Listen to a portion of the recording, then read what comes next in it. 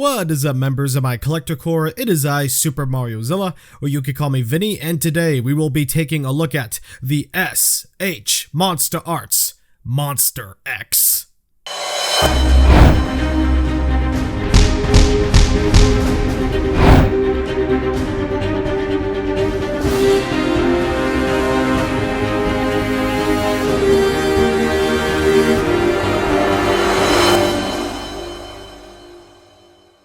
Out of complete nowhere, shortly after the reveal of Godzilla 2004, Bandai revealed Monster Freaking X, a brand new sculpt and monster no one expected to join MonsterArts for a very long time.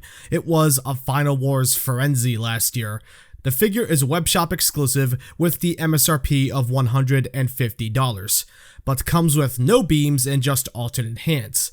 All that considered, will this figure be worth picking up? Well, I'm pretty sure that's why you clicked on the video. Subscribe. Without wasting any more time, let's see if this figure is worthy of a spot on that Final Wars shelf.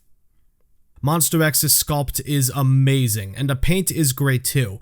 A lot of folks thought Monster X had more of a bone color even in the prototype stages, but no, it's actually this really nice pearlescent bone white with excellent gradient effect. In person, it looks so nice, you have to see it for yourself to know what I'm talking about, because showing it on camera does not do it justice. Details up close are excellent. Monster X's teeth actually look pretty good, unlike most figures, and a lot of his body has this rigid and rock and bone-like texture. Looks amazing. Up far or up close, the details, even in regular lighting, always pop. And even some muscle details are present, mainly on his chest and stomach and legs somewhat.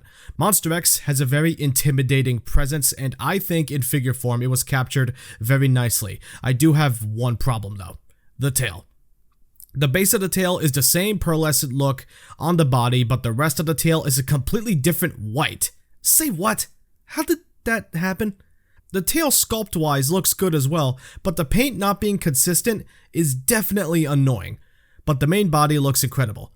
Bandai really hit a home run with the looks department on this figure, so Monster X does not disappoint. Monster X's articulation is pretty solid. There's not really much issues with it. A couple nitpicks, but overall, it's pretty good and definitely over-exaggerated on how bad everybody thought it was, because it's not bad at all. So, let's get started. Jaw is on a hinge, it opens and closes. It's a little bit hard to see because of his colors, but here, look closely. Opens and closes on a hinge. This part of the head, the middle head, can look pretty much all the way down. That's pretty cool. It can look almost all the way up, can even look side to side in case he needs to, and these tiny heads on his sides are adjustable. Although this one, he loves to pop off on its ball joint. I don't know how to fix that, unfortunately. Oh my god, stay on.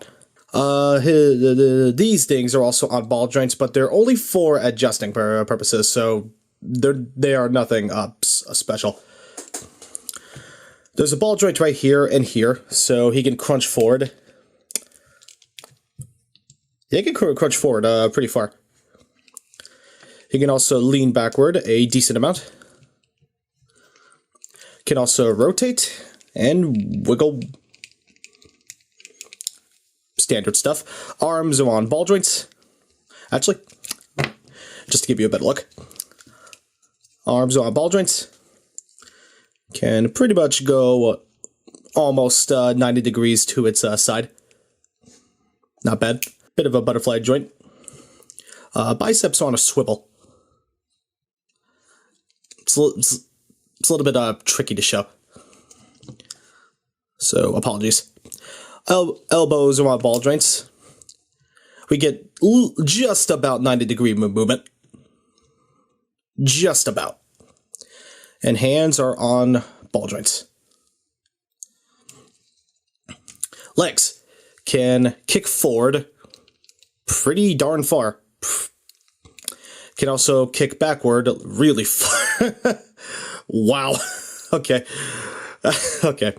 Also, the legs are on a classic figure art style pull down hinge. So if you need him to get some extra high kicks, you can do that. Can he Jean-Claude Van Damme it? Let's see. Well, no, he really cannot. Whoops.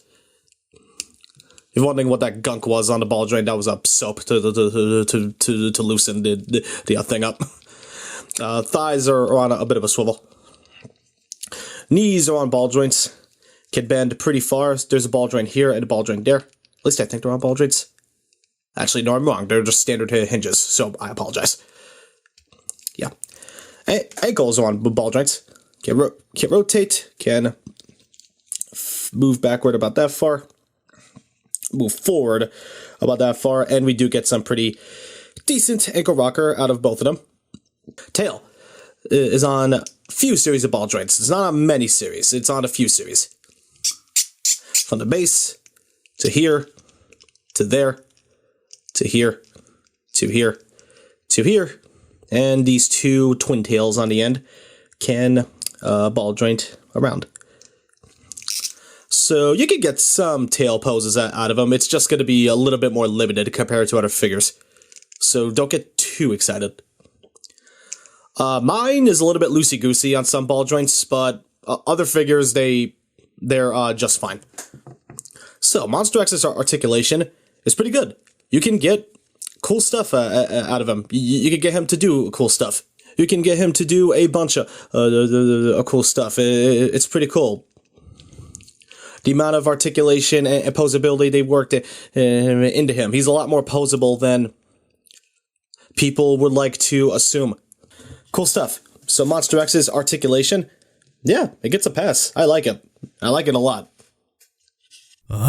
By far the most disappointing thing about this figure is the accessories. These alternate hands are used to recreate the scene of MX grabbing Godzilla by the hands. The problem is that they don't look that much different than the default hands Monster X had on in the package. Seriously, there's little to no difference in these hands. And you can even use the default hands to grab Godzilla instead. It's not like Godzilla will stick to them. Very disappointing. I wouldn't have minded alternate hands, but they should have used fists instead of, well, these. Here's a size comparison with some other figures you may or may not own. Monster X supposedly stands 120 meters tall, but he was only barely bigger than Godzilla in the movie, so I'd say he sizes pretty well with his Final Wars companions. And even fits in with other figures. The choice is all yours. Besides the hands, I think this figure has a lot of good going for it. His look is gorgeous. Paint, sculpt, whatever. And his articulation is not bad at all. Folks exaggerated on first impression photos. Monster X is definitely a win here, and I'm not sitting here being biased to the character. I genuinely think this figure is good. But that price is definitely steep. Monster X is a great release, but not at his price. And especially since his hands are his only accessories and barely different to his default hands. Yeah, not cool. If possible, you may want to get him for sale, but chances are, if you're a completionist, then you probably most definitely already have this. But fans of Final Wars, yeah, grab this as long as you don't mind the price. Monster X gets an 8 out of 10.